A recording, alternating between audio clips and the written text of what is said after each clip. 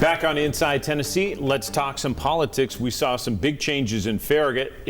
Potentially, they derailed the growth policy plan, which we've talked about here, 20-year growth plan for Knox County. Farragut had a chance to say no. They did by a 3-2 margin. And then all of a sudden, in the middle of the week, the alderman said, well, let's put it back on the agenda and we'll talk about it again on April 11th. What do you make of that? I wonder if the county mayor put his mask on and drove out to Farragut. He was in the back of the room. Yeah, you know, to think that one vote in Farragut, where the plan doesn't talk about building in Farragut, it talks about certainly building on the perimeter, Hardin Valley, out North Shore, and Farragut, the 3 aldermen that voted against it expressed the concern that, well, the growth for our people from Farragut, near Farragut, to get out of Farragut and into town, whatever, it's going to put too much strain and stress.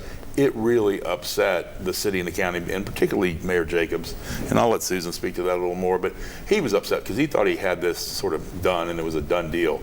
And really just, it only took 1 alderman in Farragut, the least important and affected player, to change 20 years of growth and what we really need in this community. It did not make Mayor Jacobs happy, I can imagine, and this is really going to be indicative of, if he wants to be governor, he really needs to push us across the line, and I bet he will. Yeah, I can't imagine that they are going to meet on April the 11th unless he has a vote, at least 1 vote. You know, you got to count your votes right before you set up another meeting. I mean, he's not going to lose again.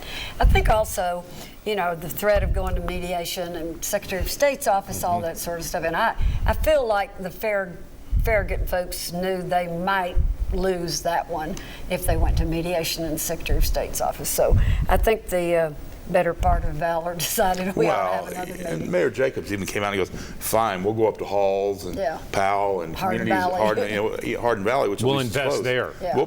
We'll put our money there, and things that would still help Farragut, even though it wouldn't be in Farragut. Sorry guys, you don't want us? Great. I still think of the Ned Ray McWhorter days where he ran around with a bulldozer. If you ever want to see another one of these in your district again, you'll vote with me. Yeah. We only have about 30 seconds. Vouchers. Does Governor Lee get what he wants? We're winding the legislature down. I don't know. It's going to be really interesting. I think the Senate has a different version from the House, and the rural legislators, by and large, historically have been opposed to vouchers. He may get something, but I don't think he's going to get the whole To answer your thing. question, no, he doesn't. He doesn't. All right. Bosch is a betting man, and he's ready to go. Put it all in. I'll push in on that one. All right. We appreciate you watching on this Sunday morning. We hope to see you right here next week on Inside Tennessee.